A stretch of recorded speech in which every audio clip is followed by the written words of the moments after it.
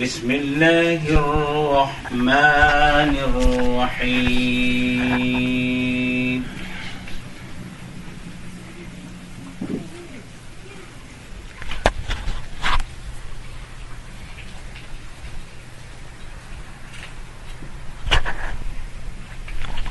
ألهاكم التكاثر حتى زرتم المقابر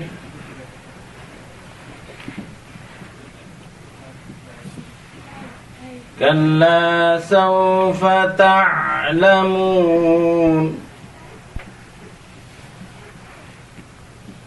كلا سوف تعلمون ثم كلا سوف تعلمون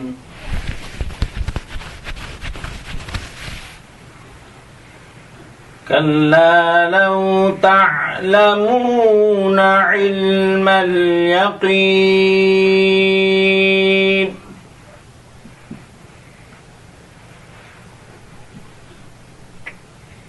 لترون الجحيم ثم لترونها عين اليقين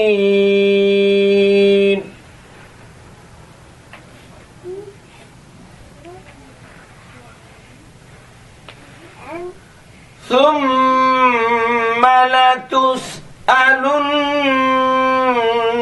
يومئذ عن النعيم صدق الله العظيم.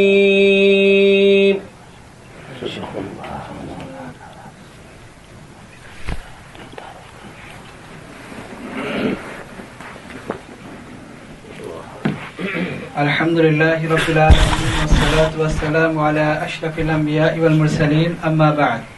بزرگان محترم، معزز حاضرین، آج واقعی ہمارے لیے اس مسجد میں بہت ہی مسرت کا مقام ہے کہ حضرت الاستاذ استاد العلماء شیخ الاسلام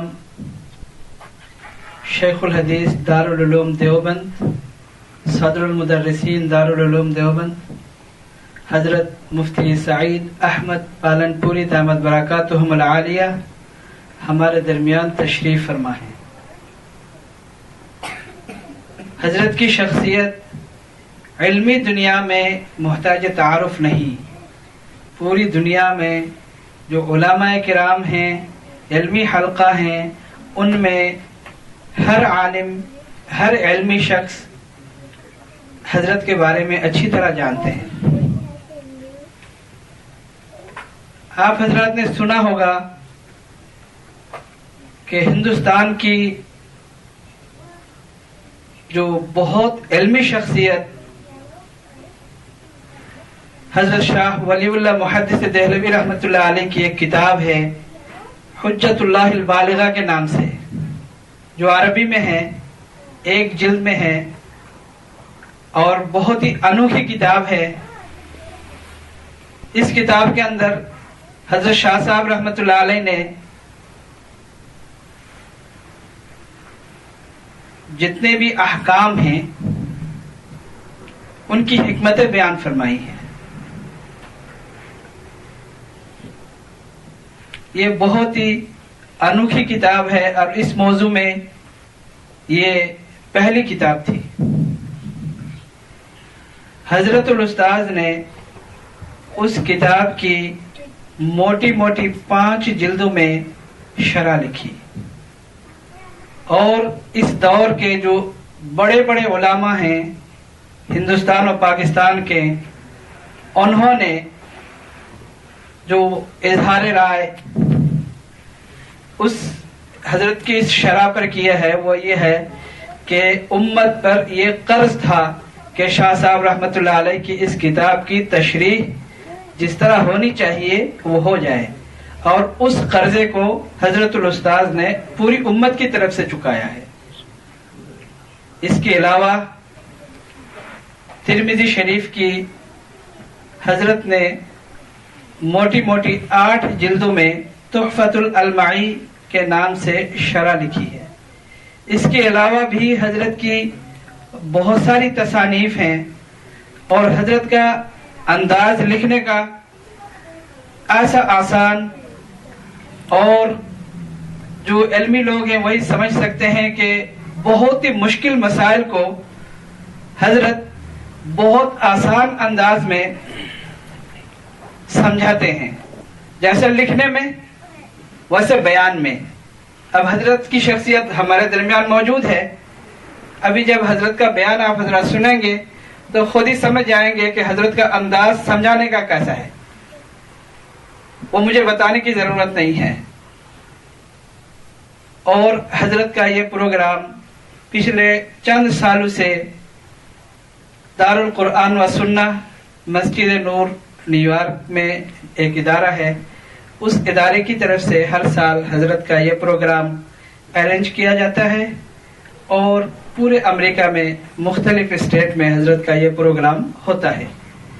تو آپ حضرات حضرت کی شخصیت کے لیے بھی دعا فرمائیں کہ حضرت کا سایہ تادیر ہمارے اوپر باقی رکھے اور ہر سال اللہ تعالی حضرت کو اس ملک میں آنے کی توفیق عطا فرمائے اور ہمارے اس ادارے کے لیے بھی دعا فرمائے کہ اس کی جو ضروریات ہے اللہ تعالیٰ پورا فرمائے. اب میں حضرت الاستاذ سے درخواست کروں گا کہ اپنے نصائح سے ہمیں مستفید فرمائیں.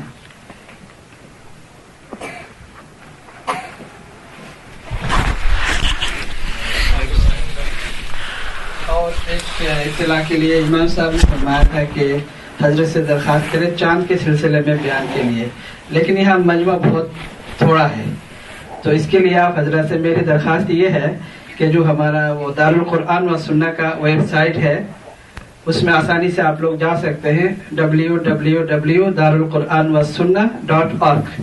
اس میں حضرت کے پچھلے چند سالوں کے سارے بیانات ہیں.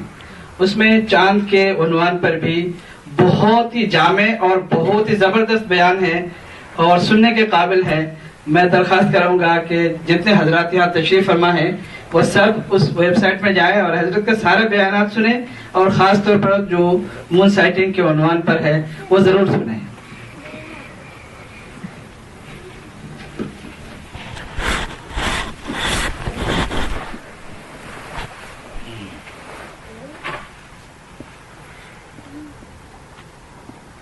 الحمد لله وكفى وسلام على عباده الذين اصطفى.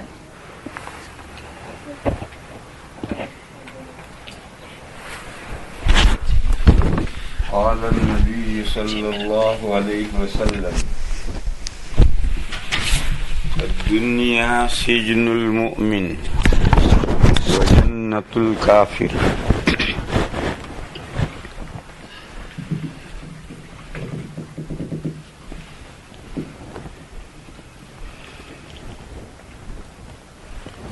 آگے لے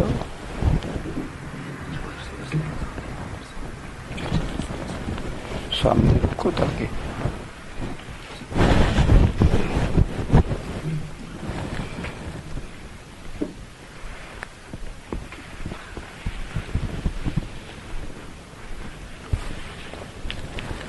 سب سے پہلے ضروری بات یہ ہے کہ کسی بھی دینی مجلس میں اس طرح سے بکھرے ہوئے بیٹھنے سے فائدہ پورا نہیں ہوتا. اگر دینی مجلس سے استفادہ کرنا ہے تو مل کر بیٹھنا ضروری ہے. آدمی تھوڑے ہیں یا زیادہ ہیں اس سے کوئی فرق نہیں پڑتا. 5 آدمی ہیں وہ بھی مل کر جم کر جڑ کر بیٹھے ہیں تو دینی فائدہ ہوتا ہے. نبی پاک صلی اللہ تعالی علیہ وسلم کی مجلس میں جب صحابہ بیٹھتے تھے تو ایسے بیٹھتے تھے کہ اگر ایک چادر تان دی جائے تو سب اس کے نیچے آ جائے. اور یہ مسئلہ تو آپ حضرات جانتے ہیں کہ نماز میں دو چیزیں جماعت سے نماز پڑھی جا رہی ہو تو دو چیزیں ضروری ہیں. ایک، سب سیدھی کرو.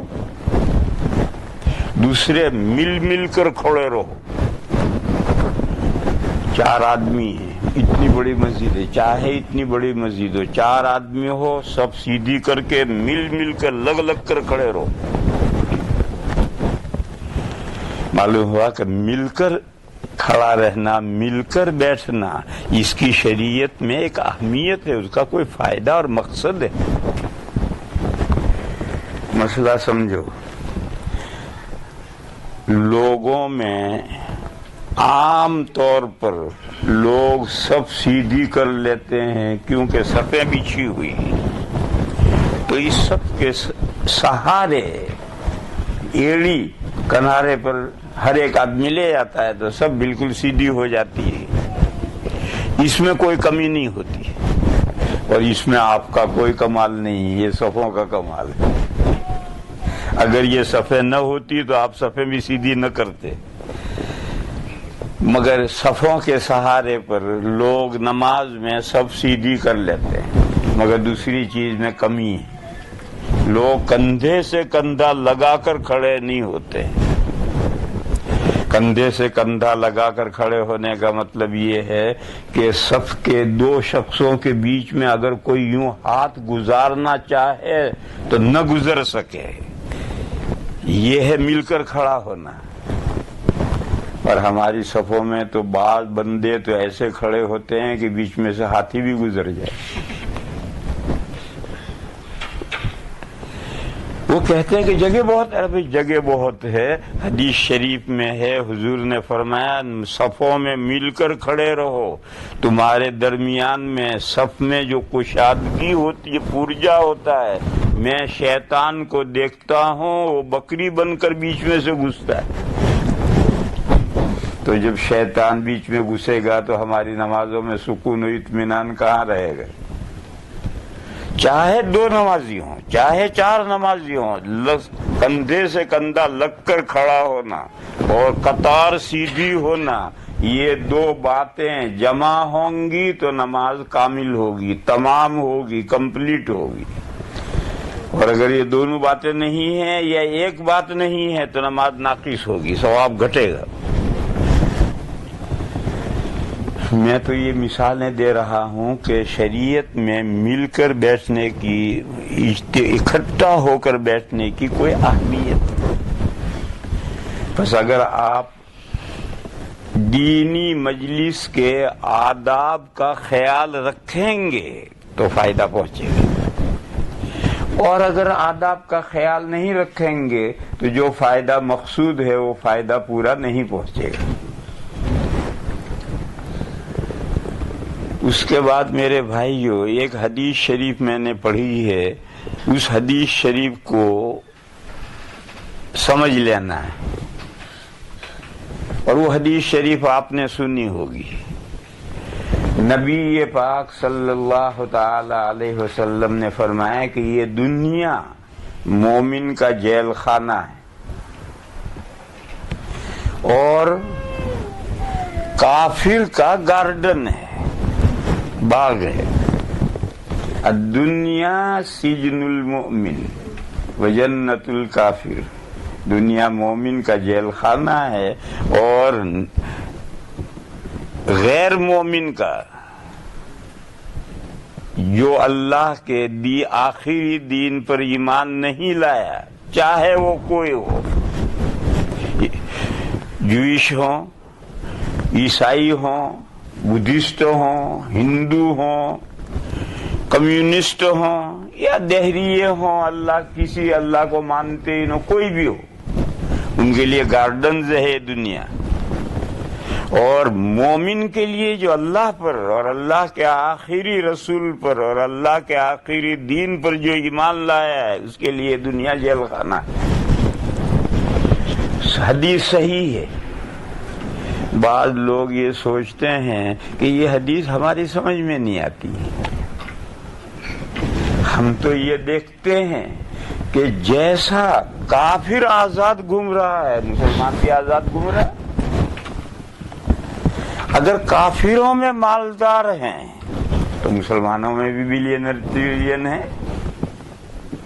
اگر کافروں میں غریب ہیں، اگر مسلمانوں میں غریب ہیں تو کافروں میں بھی غریب ہیں. اگر مسلمانوں میں بیمار ہیں تو کافروں میں بھی بیمار ہیں. ہم تو کسی جہت سے، کسی پہلو سے مسلمان اور کافر میں کوئی فرق نہیں دیکھتے. پھر حضور نے یہ کیا ارشاد فرمایا کہ یہ دنیا مومن کے لیے جیل خانہ ہے، کافر کے لیے باغ ہے. یہ کیا ارشاد فرمایا؟ لہذا آج کی مختصر سی گفتگو میں اسی حدیث کو سمجھ لو. میرے بھائیوں، جیل خانے کی دو خصوصیتیں ہیں. ایک، جیل خانے میں قیدی کی مرضی نہیں چلتی. جو جیلر کا حکم ہے، آرڈر ہے، جیل خانے کے قواعد ہیں، ان کی پوری پابندی کرنی ہوتی ہے. ایک قدم بھی جیل خانے کے قانون کے خلاف، جیلر کے آرڈر کے خلاف ایک قدم بھی آدمی نہیں اٹھا سکتا ہے. اس کی مرضی نہیں چلتی. جو جیل کے قوانین ہیں اس کی پابندی کرنی ہے. ایک سانس بھی جیل کے قانون کے خلاف جیل میں نہیں لے سکتی. دوسری خصوصیت جیل خانے کی یہ ہے کہ چاہے کوئی جیل میں کتنا ہی لمبا زمانہ رہے، اس کا جیل خانے میں جی نہیں لگتا. ہر وقت اس فکر میں رہتا ہے کہ چھٹی مل جاتی تو گھر بھاگتا. کسی کا جیل میں جی نہیں لگتا. یہ جیل خانے کی خصوصیت. ایک جیل بھر گئی، آپ کے ملکوں میں تو جیلیں بھر جاتی. ایک جیل بھر گئی، جج کا آرڈر آیا جیلر کے نام کہ کوئی بہانہ بنا کر جیل خالی کرو. تو جیلر نے سب قیدیوں کو بلایا، لائن سے کھڑا کر دیا. جو جتنی دن سے جیل میں ہے اس کا لحاظ کر کے کیوں لائن میں کھڑا کر دیا. اور چھوٹے موٹے گفٹ منگوائے بہت سارے. ایک کو بلایا، کتنے دن سے تو جیل میں ہے؟ اس نے کہا میں 6 مہینے سے ہوں. اچھا، پین دی گفٹ لے، پین جا کر. اچھلتا کودتا چلا گیا. اگلے کو بلایا، بھئی تو کتنے دن سے؟ کہ میں 1 سال سے ہوں. اچھا تو 1 سال سے؟ لے ٹائم پیس، گھڑی دی، گھر جا. جو جتنا زیادہ جیل میں رہا اتنا بڑی گفٹ بھی دیا. تو آخر میں ایک چچا کھڑے تھے، وہ سوچ رہے کہ اپن تو بہت دنوں سے جیل میں، اس لیے اپن کو تو کوئی بلڈنگ ملے گی. خیر ان کا نمبر آیا. اس نے پوچھا جیلر نے، تم کتنے دن سے چچا ہو جیل میں؟ کہ ہم 20 سال سے جیل میں. اچھا تم 20 سال سے؟ تم تو ہماری پرانی یادگار ہو، یہیں جیل میں رہو.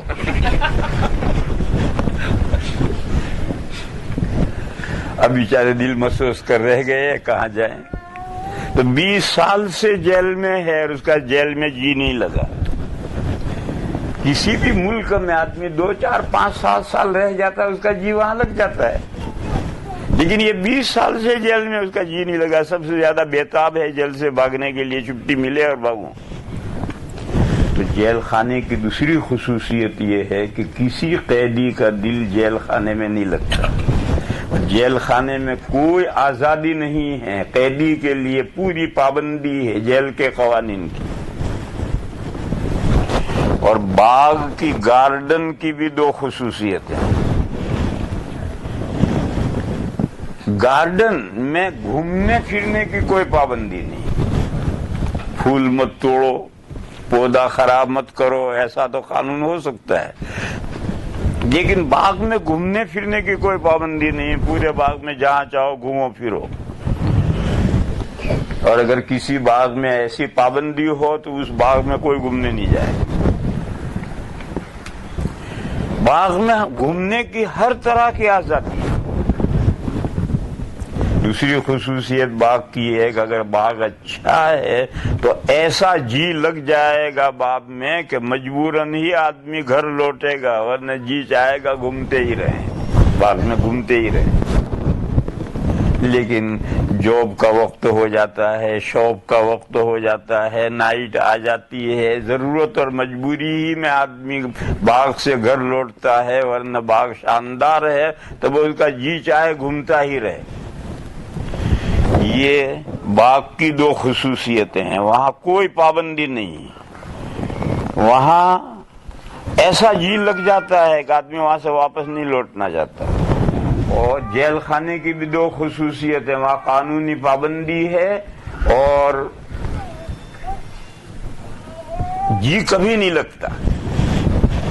اب سمجھو میرے بھائیو، اب سمجھو بات کو، یہ دنیا مومن کا جیل خانہ ہے، یعنی یہاں اس دنیا میں مومن کی اپنی مرضی نہیں چلے گی، اس کے لیے قانون اللہ نے بھیجا ہے اپنے نبیوں کے ذریعے، اور آخری قانون، آخری نبی ہمارے آقا حضرت محمد مصطفیٰ صلی اللہ تعالی علیہ وسلم کے ذریعے سے قرآن پاک اور احادیث شریفہ کی شکل میں ہمارے پاس ایک قانون آیا ہے، ہر مومن کو اس قانون کے مطابق چلنا ہے۔ میرا جو چیز ہے تیری مرضی نہیں چلے گی۔ یہ دنیا مومن کے لیے قید خانہ ہے، جسے قید خانے میں مرضی نہیں چلتی، مومن کی مرضی بھی نہیں چلے گی، احکام شرع کی پابندی کرو۔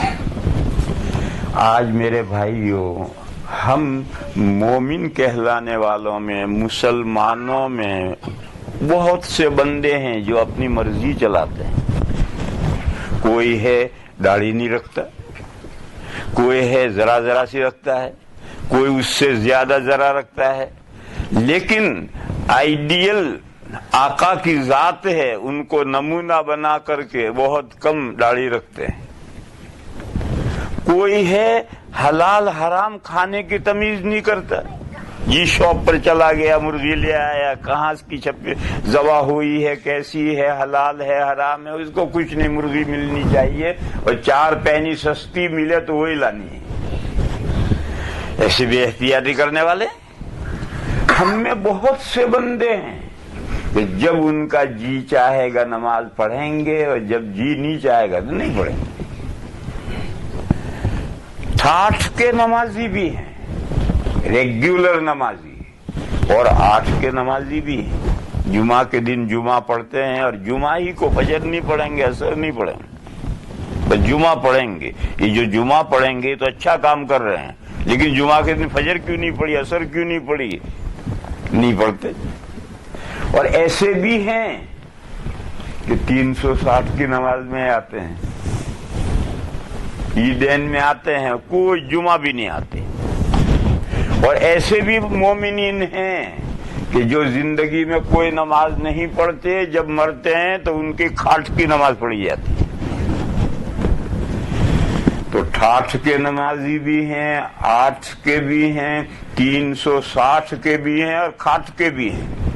کھاٹ کا مطلب یہ ہے کہ ان کی نماز زندگی میں کوئی نہیں پڑھی، مرے تو ان کی کھاٹ کی نماز دوسروں نے پڑھی۔ یہ کیسا بے ایمان ہے، یہ کیسا مومن ہے کہ اس کا جی چاہے تو نماز پڑھے اور جی چاہے تو نہ پڑھے۔ ہم میں بہت سے مومنین ہیں، ان کا جی چاہا تو زکوٰۃ نکالی، خیرات کی، اور نہیں جی چاہا تو نہیں کی۔ روزے کے تعلق سے بھی ایسے لوگ ہیں، حج کے تعلق سے بھی ایسے لوگ ہیں، ہماری مرضی ہے وہ کریں گے، ہم ہیں مسلمان، اسلامی احکام میں سے جن احکام پر عمل کرنے کو ہماری مرضی، جی چاہے گا کریں گے، جی نہیں چاہے گا نہیں کریں گے۔ میرے بھائیو، یہ صحیح نہیں، یہ دنیا مومن کا جیل خانہ ہے۔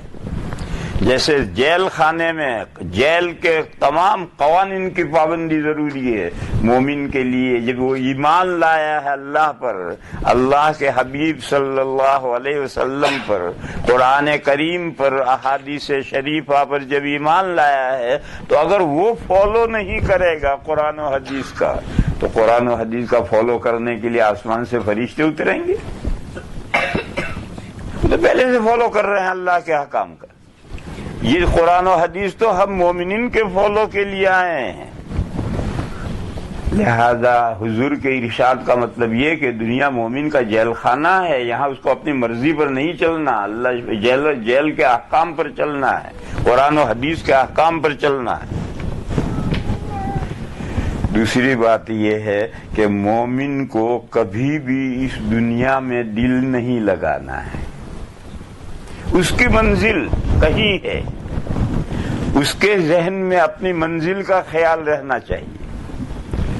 جیسے میں ہوں، اس ملک میں آیا ہوں، گھومتا پھرتا ہوں، دین کی باتیں کہتا ہوں، اگر ضرورت مند میں فوراً بھاگوں گا، اپنے گھر پہنچوں گا.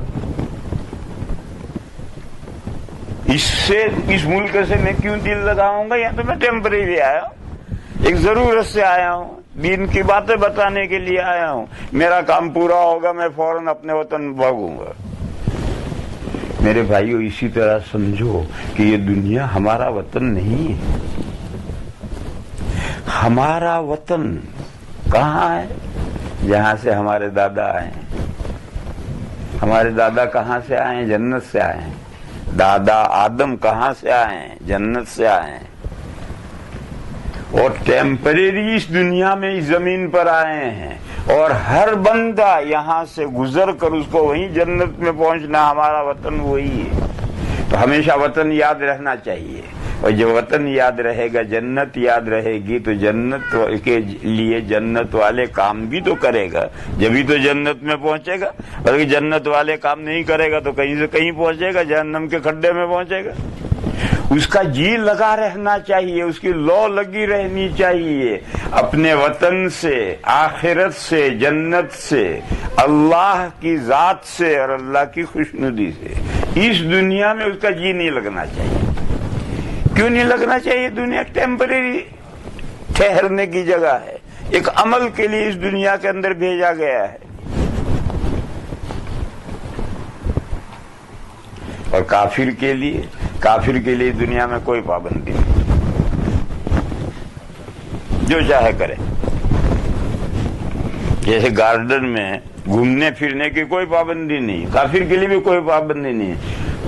لا یغرنک تقلب الذین کفروا فی البلاد.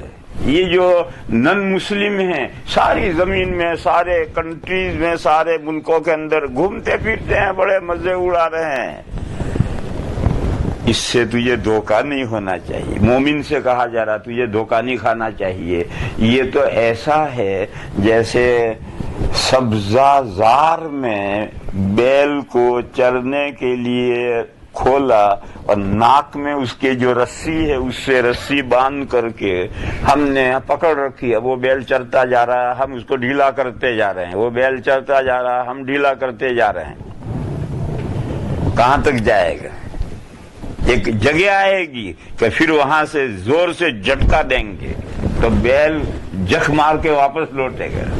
یہ استدراج ہے، کیونکہ ڈھیل دی جا رہی ہے. جا سبزہ زار میں چر، جہاں تک تجھے چرنا ہو چر. ایک وقت تک ڈھیل دی جائے گی، اس کے بعد میں ایسا جھٹکا مارا جائے گا کہ بیل کی ناک سیدھی ہو جائے گی.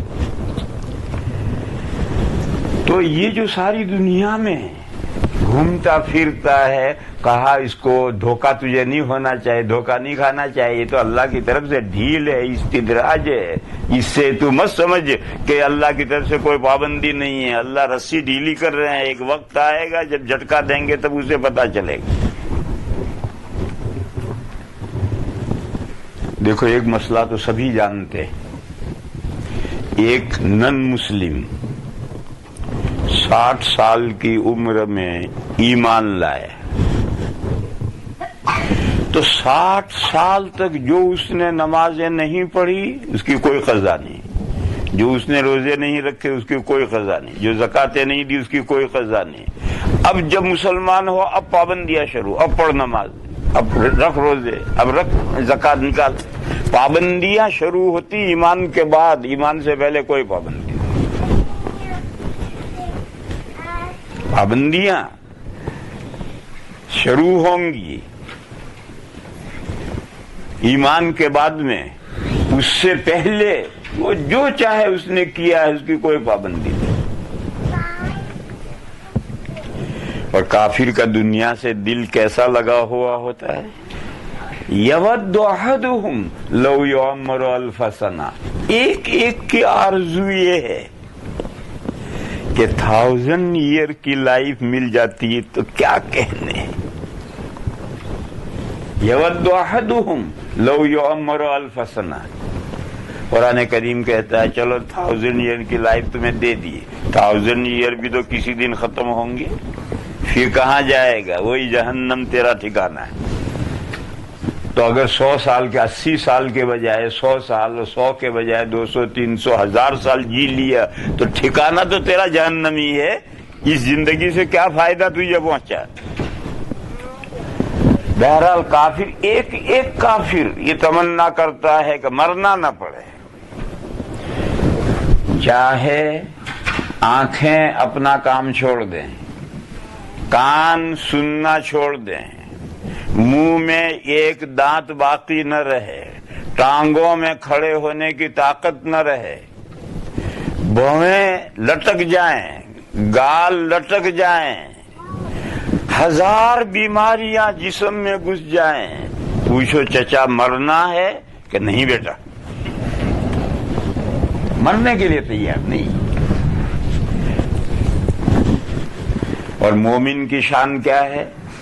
مومن کی شان ہے، صحابہ جب میدان میں اترتے تھے جنگ کے لیے تو ایک رجز پڑھتے تھے، غدن نلقی الاحبہ محمدا وحزبہ، آئندہ کل ٹومورو ہماری ملاقات حضور سے ہوگی، حضور سے صحابہ سے ہوگی. غدن نلقی الاحبہ، اپنے دوستوں سے ملاقات ہوگی، نبی پاک صلی اللہ تعالی علیہ وسلم اور ان کے ساتھیوں سے ملاقات ہوگی. یعنی آج ہم میدان میں اتر رہے ہیں، بس آج شہید ہوئے اور کل حضور کی بارگاہ میں پہنچے، حضور کے صحابہ سے ہماری ملاقاتیں ہوئی. یہ تو بہت پرانی بات ہے. ابھی آج اس زمانے کا واقعہ پاکستان میں ایک بڑے مولانا گزرے ہیں، مولانا محمد یوسف لدھیانوی رحمت اللہ علیہ. میں لندن میں اپنی مسجد میں تھا اور وہ مجھ سے ملنے کے لیے آئے. میرے بہت پرانے تعلقات تھے ان سے. دوستوں نے ناشتے کا انتظام کیا، سب لوگوں نے اڑایا، انہوں نے 2-3 چمچ سوپ کے پیے، پھر دسترخوان بڑھا دیا، لوگ چلے گئے اور ہم دونوں کمرے میں رہ گئے. تو مجھ سے بھی بہت بے تکلفی تھی، کہنے لگا مولوی صاحب سامان باندھ کر تیار بیٹھا ہوں، جب بلاوا آ جائے. سامان باندھ کر تیار بیٹھا ہوں، جب بلاوا آ جائے. میں ہندوستان گیا، وہ پاکستان گئے. 1.5 مہینے کے بعد خبر آئی کہ کسی نے گولی مار کے شہید کر دی. تو 1.5 مہینے کے بعد شہید ہوئے. اسے 1.5 مہینہ پہلے انہوں نے کہا تھا مجھ سے کہ میں سامان باندھ کے تیار بیٹھا ہوں، جب اللہ کی طرف سے بلاوا آ جائے. وہ تو اس کے انتظار میں رہتے ہیں کہ روح کی گرہ بدن کے ساتھ جو بندھی ہوئی ہے کب کھل جائے اور اللہ کے یہاں پہنچ جائے. حدیث شریف میں ہے من احب لقاء اللہ احب اللہ لقاءہ،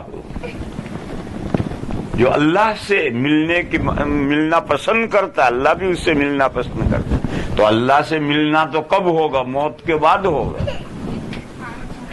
وہ موت کے لیے تیار ہیں، جب موت کا جی چاہے آ جائے، ویلکم. تو مومن کا دل کبھی بھی اس دنیا میں نہیں لگتا. مگر کون سا مومن؟ مومن صالح، جس کو یقین ہے کہ میرے لیے آخرت میں آگے بہت کچھ نعمتیں ہیں، وہ دنیا میں دل کبھی نہیں اٹکائے گا، وہ تو بے تاب رہے گا، بے چین رہے گا. اور ہم لوگ جو مرنے سے ڈرتے ہیں تو ہمارے اعمال میں کھوٹ ہے، اور ہم جانتے ہیں ہمارے اعمال میں کیا کمیاں ہیں، کیا کھوٹ ہے ہمارے اعمال میں، وہ ہم جانتے ہیں. اس لیے ہم مرنے کے لیے تیار نہیں. میرے یہاں مکان بن رہا تھا تو ایک مستری راج، دیوار چننے والا مسلمان کام کر رہا تھا. میں مدرسے سے پڑھا کر آیا، اس نے کہا مول صاحب یہاں آؤ. میں گیا، کہنے لگے اللہ میاں کے یہاں مرنے کے بعد حساب صرف مولویوں کا ہوگا، ہمارا کوئی حساب نہیں۔ تو میں نے اس سے کہا کہ بھئی مولویوں نے کیا گناہ کیا ہے جو ان کا حساب ہوگا؟ انہیں کیا سرخاب کا پر لگ رہا ہے جو تیرا حساب نہیں ہوگا؟ اس نے کہا دیکھ سنو، حساب اس کا ہوتا ہے جس کے پاس نیکیاں بھی ہیں برائیاں بھی ہیں، تو دیکھا جاتا ہے کہ نیکیاں زیادہ ہیں برائیاں زیادہ ہیں، ہمارا کیا حساب؟ ہمارا تو مرتے ہی اللہ میاں فرشتے کہیں بجا جوت تو دے جوت شروع ہو جائے گا، ہمارے پاس کوئی نیکی ہے ہی نہیں، ہمارا کیا حساب؟ اتنا بڑا فیلوسفر اور نماز نہیں پڑھتا، جو کتنی قیمتی بات اس نے سوچی ہے اور کہی ہے مگر نماز نہیں پڑھتا۔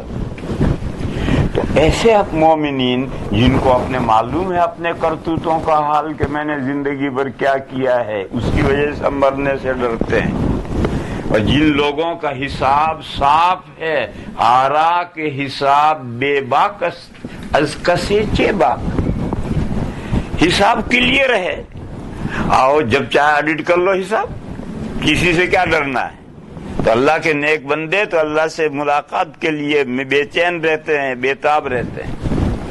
یہ تو اللہ نے موت کی تمنا کرنے سے منع کر دیا، اللہ کے رسول نے حدیث میں ہے کہ موت کی تمنا مت کرو، اس لیے اللہ کے یہ نیک بندے دعا نہیں کرتے، موت کی تمنا نہیں کرتے، اگر یہ ممانعت نہ ہوتی تو وہ موت کی دعائیں بھی کرتے۔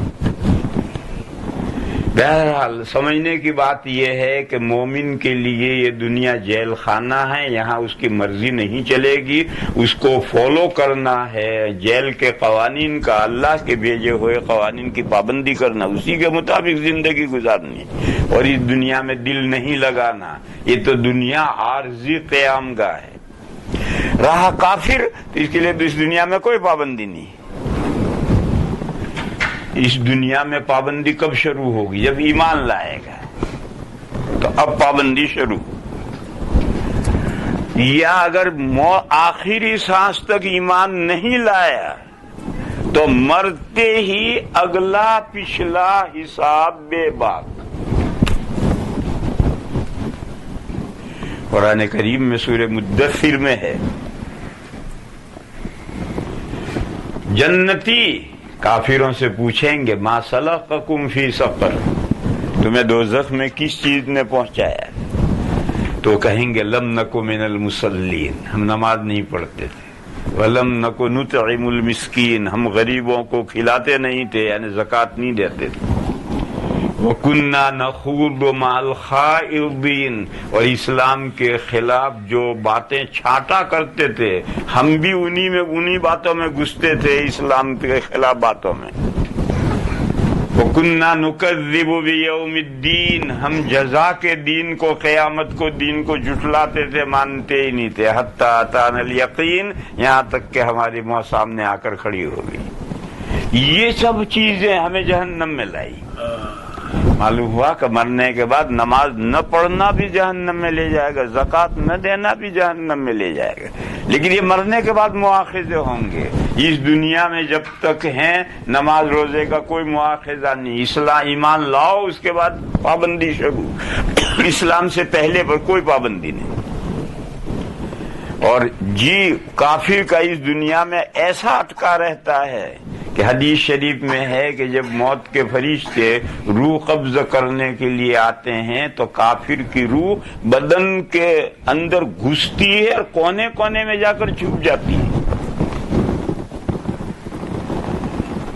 تو فرشتے اندر ڈوبتے ہیں، کونے کونے میں سے گھسیٹ کر نکال کر لاتے ہیں، جیسے کسی کانٹے دار ٹہنی پر روئی لپیٹ دیجیے، پھر اس روئی کو نکالیے، چندی چندی ہو کر نکلے گی، ایسی زخمی ہو کر کے روح نکلتی ہے۔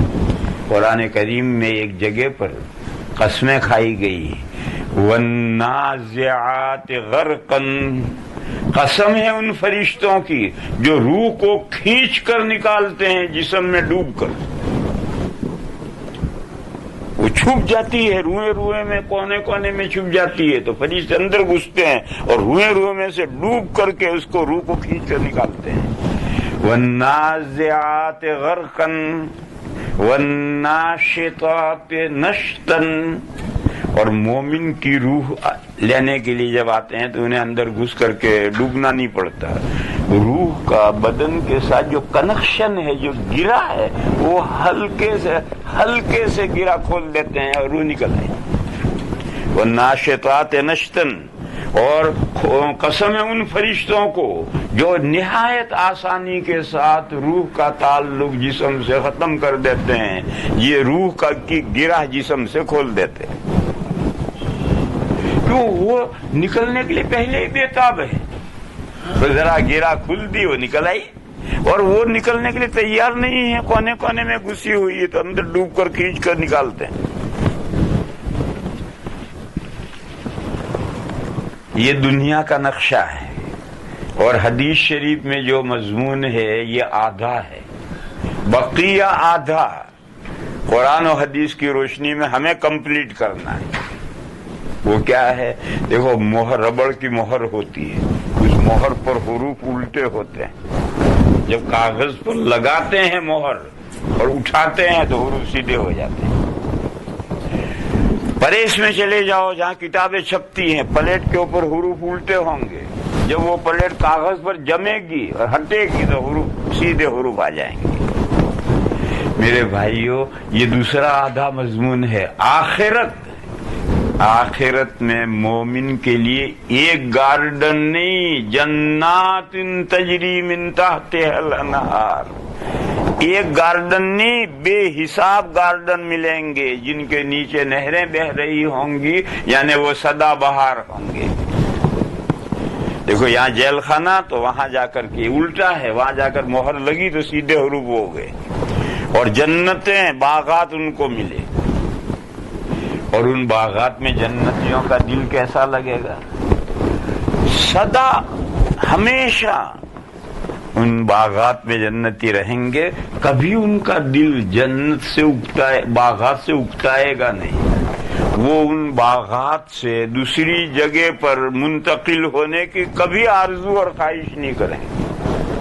قرآن کریم میں ہے، ان الذین آمنوا وعملوا الصالحات کانت لہم جنات الفردوس نزلا. بے شک وہ لوگ جو ایمان لائے اور انہوں نے نیک کام کیے، ان کے لیے بہشت بری کے باغات مہمانی کے طور پر ملیں گے. کسی کو کوئی چیز دیتے ہیں تو ایک بھیک دینا ہے. پیڑھی پر آ کر غریب کھڑا ہو، اللہ کے لیے دو، تو 54 58 پھینک لے.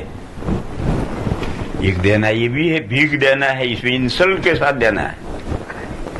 اور ایک دوسرا دینا ہے، اس میں رسپیکٹ بھی نہیں، انسلٹ بھی نہیں ہے. آپ دکان میں جاتے ہیں، کیش اینڈ کیری والی دکان پر، تو بھاؤ لکھا ہو، پیسے دیتے ہیں، وہ چیز دیتا ہے تھیلے میں، پلاسٹک کے تھیلے میں آپ لے کے چل دیتے ہیں. اس میں رسپیکٹ بھی نہیں ہے اور انسلٹ بھی نہیں ہے.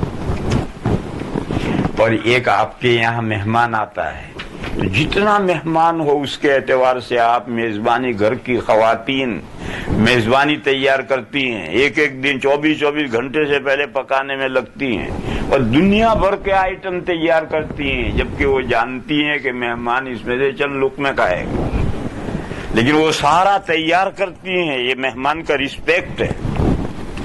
تو اللہ تعالیٰ جو مومنین کو جنتیں، باغات عنایت فرمائیں گے، بھیک کے طور پر نہیں دیں گے. عمل لے کر پہنچے، عمل اللہ نے لے لیا، جنتیں لے کر بیچ دیا، کیش اینڈ کیری کے طور پر بھی نہیں. مہمان، مومنین مہمان جائیں گے اور اللہ نے یہ جنتیں ان کی میزبانی کے طور پر تیار کر رکھی ہیں. کانت لہم جنات الفردوس نزلا خالدین فیہا لا یبغون عنہا حولا. ہمیشہ سدا اس میں رہیں گے. ایک گھر کسی نے رہنے کے لیے دیا، کرو بھائی اس میں مجھے جب ضرورت ہوگی میں لے لوں گا، تو آدمی کو سکون نہیں ہوتا ہے، پتہ نہیں کب کہہ دے بھائی گھر خالی کرو. اور ایک ہمارا اپنا گھر ہے، ہمیشہ کے لیے کوئی ہمیں نکالنے والا نہیں ہے. تو جنت جو مومنین کو ملے گی ٹیمپریری نہیں ملے گی کہ جب اللہ چاہے گیٹ آؤٹ کر دے، نہیں، وہ ہمیشہ ہمیشہ کے لیے ملے گی، ایک مستقل نعمت ہے۔ جنتیں ہمیشہ کے لیے، اس میں رہنے کے لیے جنتیں مل گئی، یہ ایک مستقل نعمت ہے۔ خالدین فیہا لا یبغون عنہا حولا، نہیں چاہیں گے جنتی جنت سے انتقال مکانی، وہ کہیں منہ ہونا نہیں چاہیں گے کہ بھئی اس گھر میں، اس باغ میں، اس ملک میں رہتے رہتے بہت طبیعت اکتا گئی، چلو منہ ہو جاؤ کو اور گھر میں۔ تو جنتی بھی منہ ہونے کی خواہش جنت میں سے کبھی نہیں کریں گے۔ کیوں نہیں کریں گے؟ ان کا وہاں جی ایسا لگا رہے گا۔ تو دیکھو جو نقشہ دنیا میں مومن کا تھا وہ نقشہ وہاں جا کر پلٹ گیا، وہاں ان کو باغات جنتیں ملی، اور جنت میں بھی ایسا جی لگا کہ وہ کبھی وہاں سے منہ ہونا چاہیں گے ہی نہیں۔ اور کافر کا نقشہ یہ ہے، وہاں اس کے لیے دوزخ ہے، اور دوزخ کے بارے میں قرآن کریم میں ہے وَجَعَلْنَا جَهَنَّمَ لِلْكَافِرِينَ حَصِيرًا، ہم نے دوزخ کو کافروں کے لیے جیل خانہ بنایا ہے۔ یہاں باغ تھا الٹا، تو وہاں جا کر مہر لگی تو وہ دوزخ ان کے لیے جیل خانہ بن گئے،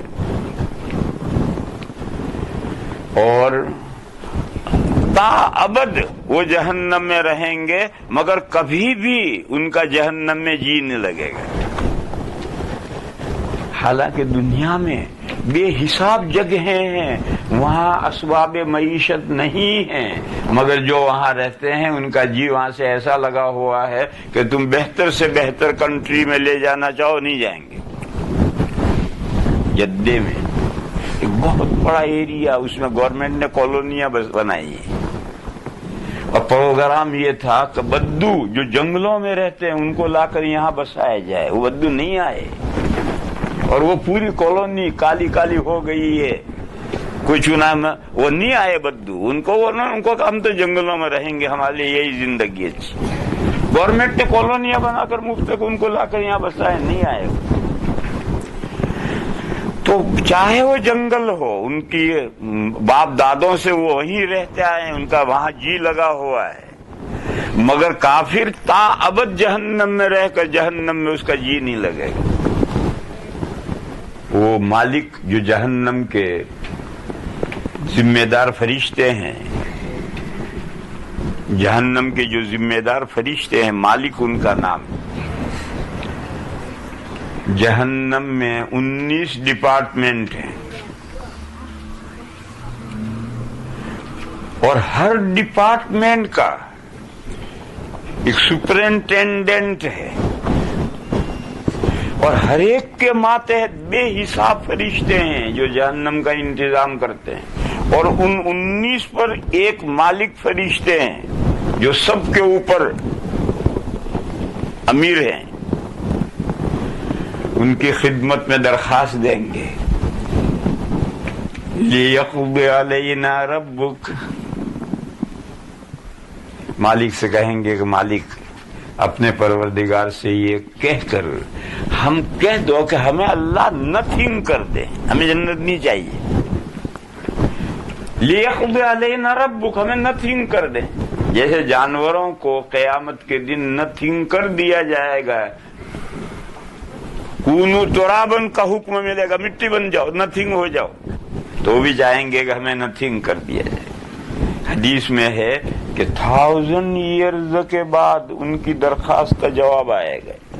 ایک انتظار 1000 سال انتظار کرو، اس کے بعد جواب آئے گا انکم ماکثون، نتھنگ تم نہیں کیے جاؤ گے، تمہیں تا ابد اسی جہنم میں ٹھہرے رہنا ہے۔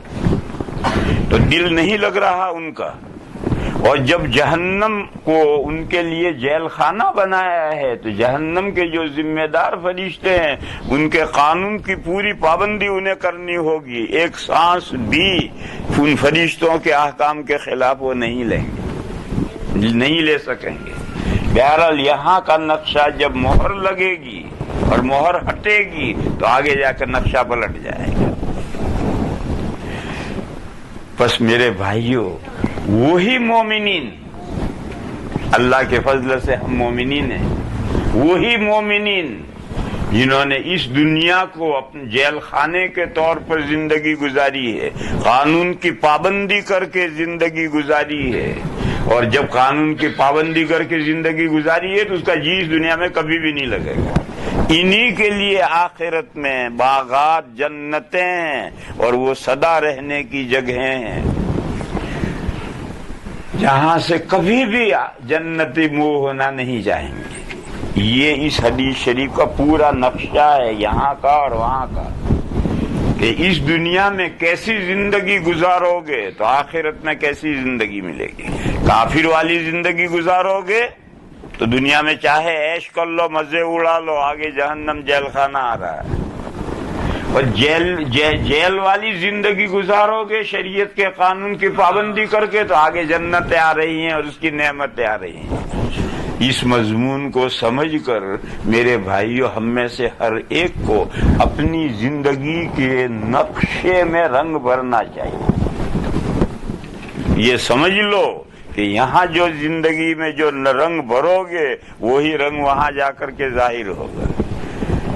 بیری بو کر،